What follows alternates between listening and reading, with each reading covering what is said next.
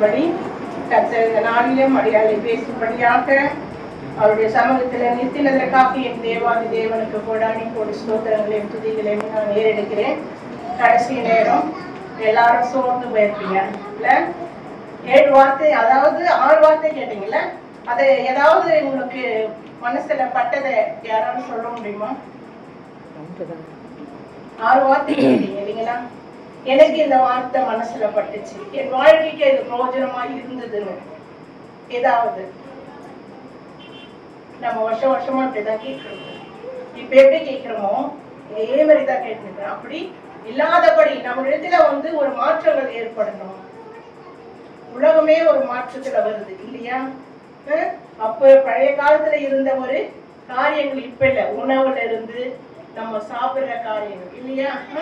அப்பெல்லாம் மருந்து போடாம நல்லா விளைச்சல், சத்தான ஆகாரம். இப்போ எல்லாம் மருந்து போட்டு வர விளைச்சல், அதோட நோய்களும் அதிகம். இவ்வளவு சேஞ்சஸ் வரும்பொழுது ஏன் ஆவிக்குரிய வாழ்க்கையில மட்டும் நம்ம மந்தாரமா இருக்கிறோம்? நம்ம முற்பிதாக்கள் அப்படி இல்லையே. சத்தியத்தை கேட்ட உடனே யார் சொன்னாலும் கேட்டு அதன்படி நடந்தாங்களே. நம்ம ஏன் நடக்கல? கடவுள் 7 வார்த்தை சிலுவையில பிழைந்தார் என்று பார்க்கிறோம். இந்த 7 வார்த்தையை நாம் நெஞ்சில சுமந்தவர்களாக ஏதாவது 7 வார்த்தையில எனக்கு இதை ஞாபகம் இருக்குமான்னு ஏதாவது ஒண்ணு சொல்லுங்களேன். ஏன்னா நீங்க எப்படி இருக்கிறீங்கன்றதைய நான் தெரிஞ்சுக்கணும். என் மக்கள் எப்படி இருக்கிறாங்கன்னு நான் தெரிஞ்சுக்கணும். 7 வார்த்தையில என்ன? நம்ம பைபிள்ல நம்ம எத்தனையோ மெசேஜ் கேட்டிருக்கோம் இல்லையா? சின்ன சின்ன கதைகளை கூட கேட்டிருக்கோம், பிபிஎஸ்ல கூட கேட்டிருக்கோம். சொல்லுங்க. எரிகோ மாதிரி இடிந்து விழுந்தது. அடுத்தது நாகமான் 7 முறை யோர்தானிலே முழுகி எழுந்தது, அவர் சொஸ்தமானார். அப்போ கடவுள் உலகத்தை படைத்தது 7 நாட்கள். அப்போ இந்த 7 வருது இல்லையா? நமக்கு தெரியுது. ஆனா கடவுள் இந்த 7 காரியங்களும் அழகா பூரண வழி உள்ளவராக முடித்திருக்கிறார். இதுக்காகத்தான் இந்த பாடல் என்ன மகள பாட சொன்ன. பூரண அழகுள்ளவரே நேசரி. அவர் எல்லாமே பூரணமாக அழகா செய்து முடிக்கக்கூடியவர். ஏன்னா ஒரு வசனமும் ஜோடி இல்லாமல் இருக்காது. 7 வசனங்களை நமக்கு கொடுத்திருக்கிறார். 3 வசனங்கள் அவர் நமக்காக கொடுத்தார். ஒரு மனிதன் பாவத்திலே விழுந்து போய் கிடக்கிறது அவருக்கு தெரியும். யாருமே நல்லவன் யாருமே கிடையாது. கடவுளே சொல்றாரு, நான் நல்லவன்ற வார்த்தையை நீ சொல்லாத. கடவுளை தவிர வேற யாருமே நல்லவர் கிடையாது. அதனால ஒரு மனுஷனுக்கு முதல்ல என்ன வேணும்? பாவ மன்னிப்பு வேணும். அந்த மன்னிப்பை கொடுத்தார். 2வது ரட்சிப்பு வேணும். அவன் பரலோக ராஜ்யத்துக்குள்ளாக வரணும்னா அவனுக்கு கிறிஸ்துவுக்குள்ளாக அவன் வர வேண்டும். மீட்டுக் கொள்ளுதல் ஆக வேண்டும். அப்போ ரட்சிப்பு வர வேண்டும். அடுத்தது கிறிஸ்துவ பிள்ளைகளுக்கு பராமரிப்பு வர வேண்டும். அவர் சொல்றாரு, என் சித்தத்தின்படி யார் செய்கிறார்களோ, என் பிதாவின் சித்தத்தின்படி யார் செய்கிறார்களோ அவங்க தான் எனக்கு தாயும் சகோதர சகோதரிகளுமா இருக்கிறார்கள். அப்போ நமக்கு ஒவ்வொருக்கும் பராமரிப்பு யாரு? ஆண்டவராகிய இயேசு கிறிஸ்து. அன்றைக்கு தாய் என்ன பண்ணாரு? ஒரு சீசன் கிட்ட கொடுத்து, நீ பராமரிச்சுக்கோ, பாதுகாத்து கொள்ள தாயே, நீ ஏற்றுக்கொள்ளும் என்று சொன்னார். இன்னைக்கு ஒவ்வொருவருக்கும் தாயாகவும் சகோதரியாகவும் சகோதரராகவும் சீஷராகவும் போதகராகவும் பிதாவாகவும் அப்பா என்று கூப்பிடக்கூடிய புத்திர சுவிகாரத்தின் ஆவியை கொடுக்கக்கூடியவராகவும் கடந்து வந்திருக்கிறார். இந்த 4 வார்த்தை எப்படி தெரியுமா? 4, 5, 6, 7 அவர் பிதாவோடு உறவாடுகிறார். யாரோடு உறவாடுகிறார்?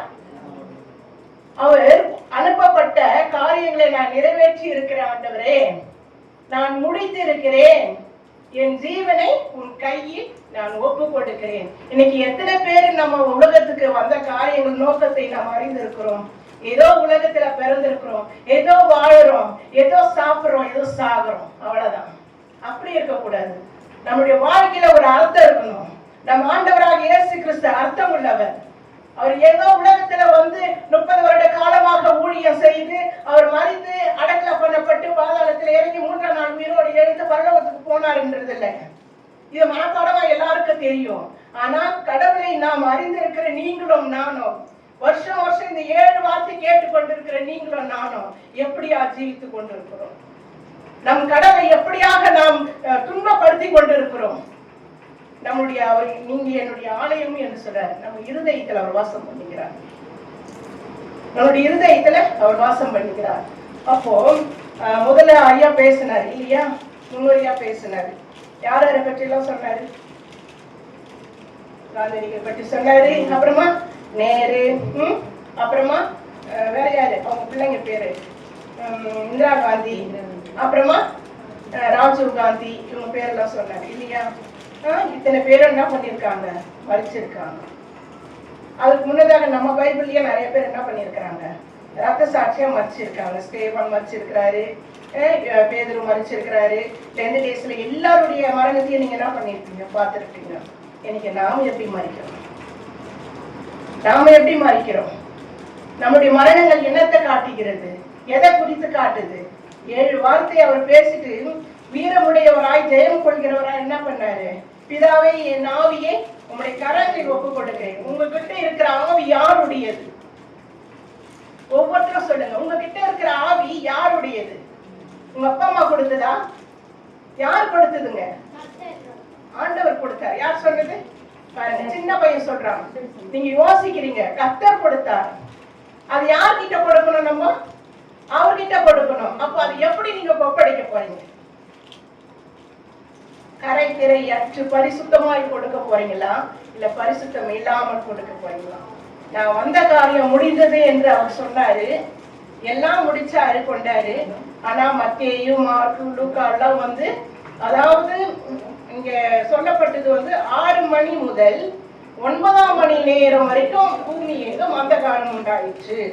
விவிலிய பைபிளத்துல 12 மணி நேரம் இருந்து 3 மணி நேரம் இருள் இருந்தது, அந்தகாரமாய் இருந்தது. அடுத்தது வேதாந்தத்தை நாம் பார்த்து கொண்டே இருப்போம் என்றால் தொடர்ந்து படிச்சுட்டே இருந்தா எல்லாரும் சொல்லிட்டே இருக்கணும்னா படிச்சு சொல்லணும், நேரம் ஆகும் இல்லையா. நான் கடகடன்னு சொல்லிடுறேன். இந்த அந்தகாரமான சூழ்நிலை வேலையில மரித்தவர்களுடைய பிணங்கள் என்ன ஆச்சா, எழுப்பப்பட்டது. பூமி அதிர்ச்சி உண்டாயிற்று. அதன் மூலியமாக மரித்தவர்கள் உயிரோடு எழுந்தார்கள். எழுந்த பிறகு என்ன ஆச்சு, அவர்கள் ஏசாமி உயிர் தெழுந்த பிறகு அவர்களும் கூட அங்கங்க பார்த்தார்கள், உலாவினார்கள் என்பதற்கு சீஷர்கள் சாட்சிகளாக இருக்கிறார்கள். இது வேதாந்தத்தில் சொல்லப்பட்டிருக்கிறது. அப்போ இந்த மாதிரி ஒரு உண்மையான காரியங்களை நடத்துகிற நம் தேவன் நமக்கு பொறுமையா அந்த நேரத்தில் ஏன் இருந்தார் தெரியுமா? இப்ப ஒண்ணு இல்ல, நாட்டை அதாவது நியாயம் விசாரித்த கால நியாயாதிபதிகள்ல சிம்சோனை பற்றி எடுத்துக்கொள்ளலாம். அவர் எல்லாம் நல்லா பண்ணாரு. ஒரு ஸ்திரீ கிட்ட போயிட்டு என்ன பண்ணாரு, அடிமையாயிட்டாரு இல்லையா. அடிமையாயிட்டு அவருடைய பலவீனம் என்னன்னு தெரிஞ்சு பலத்தை போக்கிட்டு கண்களை 2 பிடுங்கப்பட்டது. அப்புறமா எதுல கட்டி வச்சாங்க, ஒரு பெரிய மாளிகை தூண்ல என்ன பண்ணாங்க, அவர் 2 கையும் கட்டி வச்சாங்க. கட்டி வச்ச பிறகு அவர் என்ன ஜெபம் பண்ணாரு, ஆண்டவரே எனக்கு மீண்டுமாக ஒரு பலத்தை கொடுங்க, நான் இவங்களெல்லாம் அழிச்சு போட்டுட்டு நான் என்ன பண்றேன், நானும் செத்து போறேன். இது யாரு? இது மனுஷீகம். அவர் என்ன பண்ணல, அவர் வந்தவுடைய நோக்கத்தை அவர் உணராமல் அப்படி சொன்னாரு. என்ன பண்ணாரு, எல்லாத்தையும் இழுத்து என்ன பண்ணாரு, போட்டு அங்க இருந்து அவ்வளவு பெரிய சாவச்சிட்டாரு. அவரும் செத்து போயிட்டாரு. ஒரு அர்த்தமும் இல்லை. ஆனா ஆண்டவராக இயேசு கிறிஸ்து அப்படி சொல்லல. அவர் நினைச்சிருந்தாருன்னா, அதாவது நிலநடுக்க வந்தது, மரித்தவர்கள் உயிர் தேர்ந்தார்கள், அவங்க உள்ளவர்கள் எல்லாம் அவர் அழிக்கணும்னு நினைச்சிருந்தாருன்னு வச்சுக்கோங்க, அவ்வளவுதான், முடிஞ்சு போச்சு. அப்படியே பூமிக்கு உழுந்து போயிருக்கு. அப்படியே 2ஆ வெடிச்சு எல்லாம் உள்ள போயிட்டு இருப்பாங்க. ஆனா அப்படி செய்யல. அதாவது காற்றம் கடலையும் அதட்டி நிறுத்தின என் தேவனுக்கு இங்க அமைதலாக இருக்க வேண்டிய காரணம், பிதாவின் சித்தத்தை நிறைவேற்ற வேண்டும், வேத வாக்கியங்கள் நிறைவேற்ற வேண்டும். அவர் என்ன சொல்லி அமைச்சாரோ அதை செஞ்சுட்டு முடிச்சுட்டு நான் உங்களிடத்துல வர ஆண்டவரே நம்ம கிட்டே சொல்றாரு, என்னன்னு, நான் போய் உங்களுக்கு ஒரு ஸ்தலத்தை ஆயத்தம் பண்ணுகிறேன். அந்த ஆயத்தம் பண்ணுகிற ஸ்தலத்திற்கு நீங்களும் நானும் போகணும். அப்போ எப்படியாக நாம் வாழணும், இதை நம்ம தெளிவுபடுத்திக்கணும். தெளிவு உள்ள ஒரு கிறிஸ்தவர்களாக நாம் வாழ வேண்டும்.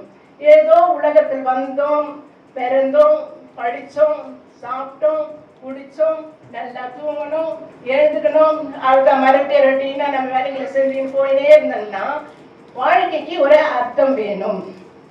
அர்த்தம் இல்லாத வாழ்க்கை ஒண்ணுமே கிடையாது. நம்ம இந்த உலகத்துல ஏதாவது ஒண்ணு செய்யணும், ஏதாவது ஏதோ ஒண்ணு செய்யணும். எங்கன்னா, யாருக்குன்னா, எப்பனா, எந்த நிமிஷத்துல, எந்த செகண்ட்லனா ஏதோ ஒண்ணு செய்யணும் செய்யணும் செய்யணும். என் ஆண்டவருக்காக நான் செய்யணும்.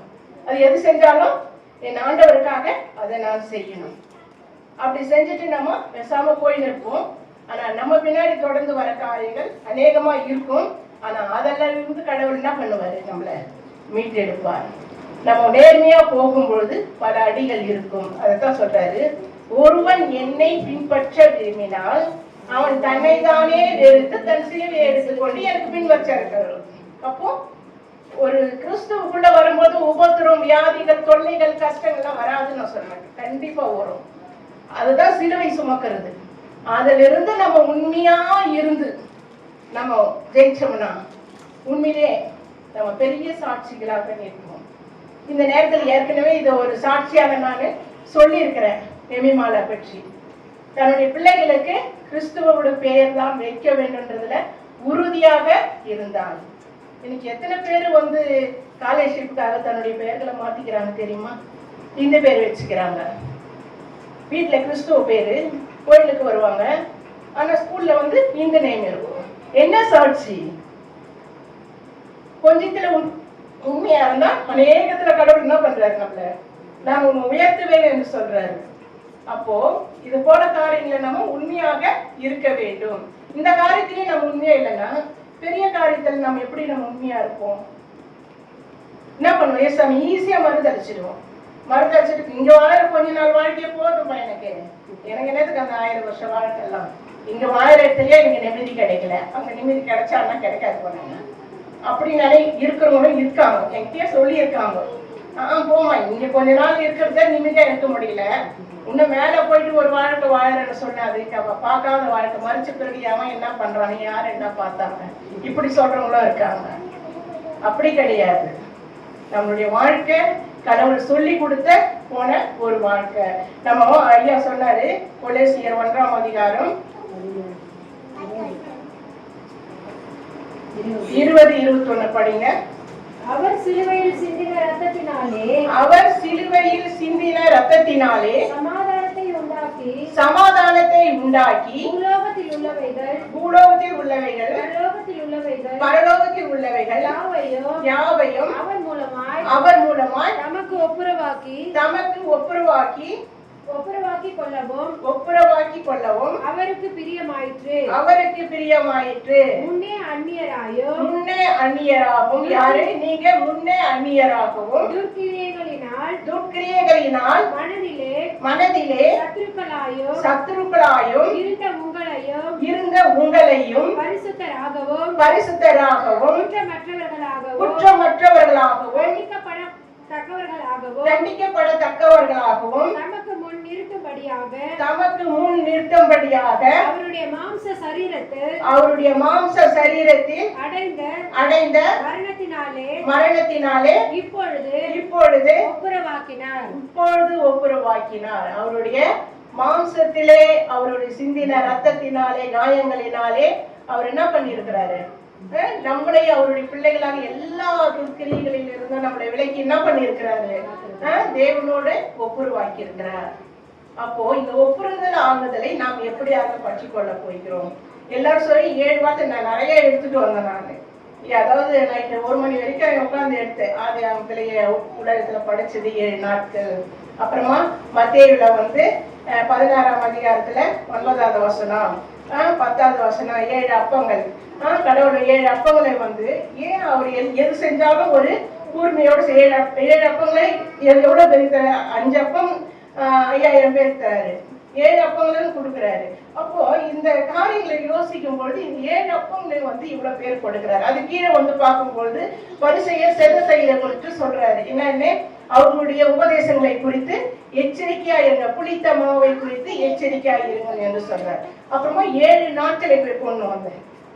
வாரத்துல 7 நாட்கள்.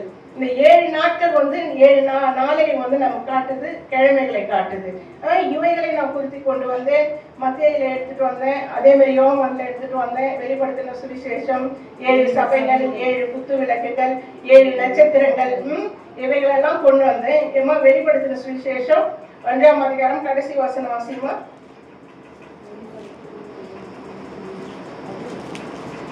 இந்த 7 காரியங்களை குறிக்கும் பொழுது அது படிமா அதற்கு 4 ஜீவன்களும் ஆமென் என்று சொல்லின. ஆமென் என்று சொல்லியன. 24 மூப்பர்களும் 24 மூப்பர்களும் வணக்கமாய் விழுந்து சதா காலங்களிலும் உயிரோடு இருக்கிறவரை தொழுது கொண்டார்கள். வெளிப்படுத்தின சுவிசேஷம் 1:20 கடைசி. என் வலது கரத்தில் நீ கண்ட 7 நட்சத்திரங்களின் ரகசியத்தையும் 7 பொன் குத்து விளக்குகளின் ரகசியத்தையும் எழுது. அந்த 7 நட்சத்திரங்களும் 7 சபைகளின் தூதர்களாம். நீ கண்ட 7 குத்து விளக்குகளும் 7 சபைகளாம். 7 குத்து விளக்குகளும் 7 சபைகளாம். இந்த 4 ஜீவன்கள் கூட கடவுளை வணக்கமாய் விழுந்து எப்படி தொழுது கொள்ளுது? ஆண்டவரை எப்படிமா தொழுது கொள்ளுது? வணக்கமாய் என்ன பண்ண தொழுது கொள்ள. நம்ம எப்படி தொழுது கொள்ளுகிறோம்? 7 சபைகளுடையவர் கேட்கிறார். 7 நட்சத்திர கைகளை ஏந்தினவர் பேசுகிறார். 7 பொன் குத்து விளக்குகளை சபையிலே வைத்தவராய் பேசுகிறார். அவர் மரிக்கும் பொழுது இவைகள் எல்லாம் எங்க வைக்கப்படும்? இந்த 7 பொன் குத்து விளக்குகள், அப்புறமா உடன்படிக்கை பெட்டி, இதெல்லாம் ஆசரிப்பு கூடாரத்திற்குள்ள இங்க வைக்கப்படும். இங்க ஒரு பெரிய திரைச்சீலை உண்டா இருக்கும். மக்கள் அதற்குள்ள போக கூடாது, ஆசிரியர்கள் மட்டும் போகணும். ஏசாமி மரிக்கும் பொழுது என்னாச்சு தெரியுமா? தேவாலயத்தின் திரைச்சீலை 2ஆக கிழிந்தது. முகமுகமாய் நாம் என்ன பண்றோம்? பார்க்கிறோம். எவ்வளவு நம்ம கடவுள் எவ்வளவு அழகா பண்ணியிருக்கிறார் தெரியுமா? இன்னைக்கு இவ்வளவு நம்ம உட்கார்ந்து நம்ம கொஞ்ச நேரம் உட்கார்ந்து நம்ம கஷ்டப்படுறோம். ஆனா ஒரு சினிமா தியேட்டர்ல போய் 3 மணி நேரம் உட்கார்ந்து ஈஸியா உட்கார்ந்து பார்க்கணும். ஆனா இங்க உட்கார நம்மளால முடிய மாட்டேங்குது. ஆனா இங்க முகமுகமாய் பார்க்கும்படி அவரே இங்க நமக்கு தரிசனங்களை காண்பிக்கும்படியாக வைத்திருக்கிறார். இந்த தரிசனத்தை நாம் பார்க்க முடியறதில்லை. ஆனா இந்துஸ் என்ன தெரியுமா பண்றாங்க? அதுக்காக கியூல நிற்பாங்க லைன்ல. நான் கடவுள் அதாவது சுத்துறதே அப்பா மகா தரிசனப்பா இல்ல நல்லா பார்த்தப்பா. இங்க கடவுளுடைய வார்த்தைகள் முழுக்க முழுக்க முழுக்க உங்களுக்கு அபிஷேகம் மாதிரி ஊற்றப்பட்டு கொண்டு இருக்குது. இதை நம்மளால உணர முடியல. கஷ்டத்தோட நம்ம உட்கார்ந்து கேட்டு கொண்டு இருக்கிறோம்.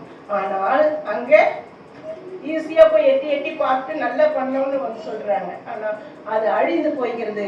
இது ஜீவனுக்கு ஏதுவானது. இது நித்திய ஜீவனை உங்களுக்கு கொடுக்கக்கூடியது. இந்த வார்த்தை இது உயிருள்ள வார்த்தை. இந்த வார்த்தையில உயிர் இருக்கிறது.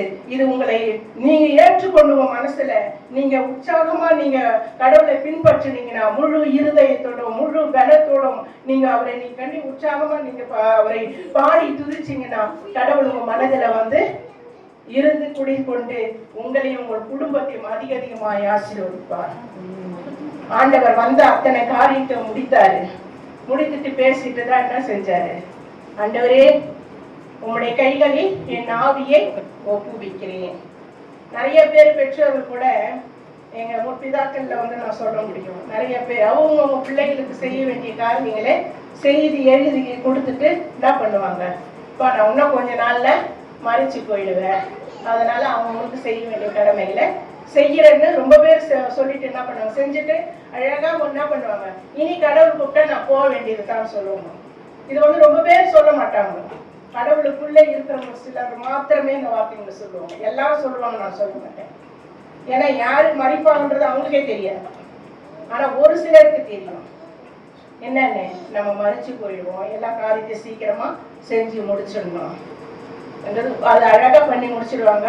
மற்றவங்க அவங்கள குறிச்சு சாட்சி சொல்லுவாங்க. என்னன்னு அந்த ஐயா சும்மா சொல்லக்கூடாது. அவங்க பிள்ளைங்களுக்கு பெண்ணுங்களுக்கு எல்லாம் என்னென்ன செய்யணுமோ அத்தனை காரியங்களை நேர்த்தியா செய்து முடிச்சுட்டாரு, இனி ஒன்னே இல்லை என்ற மாதிரி. இது போல வாழ்க்கை ஒரு அர்த்தமுள்ள, இதுவும் ஒரு அர்த்தமுள்ள ஒரு வாழ்க்கை.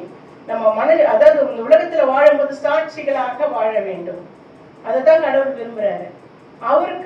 அவர் சொல்றாரு, நீங்கள் எனக்கு சாட்சிகளா இருக்கிறீர்கள்.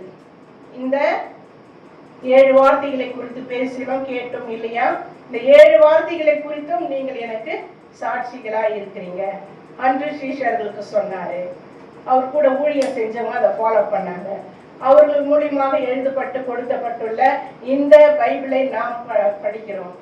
கண்டு விசுவாசிக்கிறதை விட காணாமல் விசுவாசிக்கிறவர்கள் பாக்கியவான்கள். இதை ஏற்றுக்கொண்டு இன்னைக்கு நம்ம வாழ்ந்து கொண்டு இருக்கிறோம். நம்ம பிதாக்கள் வாழ்ந்தாங்க, நம்ம பெற்றோர்கள் வாழ்ந்தாங்க, இன்னைக்கு நாம வாழ்ந்து கொண்டு இருக்கிறோம். நம்ம பிள்ளைகளை இந்த பைபிள்ல வழி நடத்தணும். இப்படி வழி நடத்தும் போதுதான் பிதாவே நீர் அனுப்பின காரியங்களை ஓரளவுக்கு நாங்கள் செய்து முடித்தோம் தகப்பனே. மறிக்கும் போது எங்கள் ஆவி உங்களுடைய கரங்களில் இருப்பதாக. அவருடைய நம்மளுடைய ஆவி யார் கையில இருக்கும்? கடவுள் கையில இருக்கும். நம்ம இதெல்லாம் செய்யாம வேற மாதிரி செஞ்சோம்னு வச்சுக்கீங்களேன், நம்மளுடைய ஆவி யார் கையில இருக்கும்? நரகத்துல இருக்கும். கடவுள் கையில இருக்கணும்னா அவர் சொல்ற வார்த்தைகளை கடைபிடிக்க வேண்டும். தெளிவா நம்ம இருந்துக்கணுங்க. கிறிஸ்துவம் இன்னும் தெளிவடையாமல் இருந்தோம்னா ரொம்ப மோசத்துக்கு நம்ம போயிடும். ஏன்னா இன்றைய இருக்கிற அரசியல்ல மகா கொடுமையா இருக்குது. ஏன்னா கிறிஸ்தவர்களை துன்பப்படுத்துறாங்க. எவ்வளவு பேர் மறுதல் இருப்பாங்க, எவ்வளவு பேர் ரத்த சாட்சியா மறிப்பாங்கன்றது தெரியாது. நம்ம தெளிவா இருக்கணும். அவருடைய வார்த்தைகளை நம்ம இருதயமாகிய பலகையில நீங்க எழுதி கொள்ளுங்கள். அது உங்களுக்கு நித்திய ஜீவனுக்குரிய வழிகளை காட்டும். என் தேவன் இதற்காகவே இந்த உலகத்துல வந்தார், இதற்காகவே பிறந்தார், ஊழியங்களை செய்தார். அவர் என்ன பண்ணாரு? பல பாடுகள் பட்டார், அவமானங்கள் பட்டார், நிந்தைகள் அனுபவித்தார். இன்னமும் அவரை வாழ்ந்து கொண்டிருக்கிறார். என் மகள் என்னுடைய தாகத்தை தீர்ப்பாளா? என் தாகத்தை என் மகள் தீர்ப்பாளா? எனக்காக அவள் ஊழியம் செய்து என்னுடைய காரியங்களை முடிப்பாளா என்று ஏங்கிக் கொண்டிருக்கிறார். இந்த காரியங்களை நாம் முடித்தோம் என்றால் அவருடைய வலது பாரசத்தில் நாம் அவருடைய பிள்ளைகளாக வெள்ளாடுகளாக நாம் என்ன பண்ணுவோம்? பரலோக ராஜ்யத்திலே குருத்தோடைகளை ஏந்தினவர்களாக நாம் என்ன பண்ணுவோம்? பரலோக ராஜ்யத்தில் இருப்போம் என்பதில் சந்தேகமில்லை. கர்த்தர் நம்மை ஆசீர்வதிப்பார்.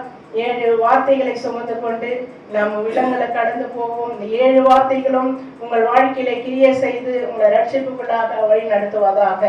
ஆமென். ஜெபிக்கலாம். மரத்தின் கனியினால் அன்று பாவம் புகழ்ந்தது, மரத்தின் சிலுவையால் இன்று பாவம் தீர்ந்தது. நாமும் வாழவே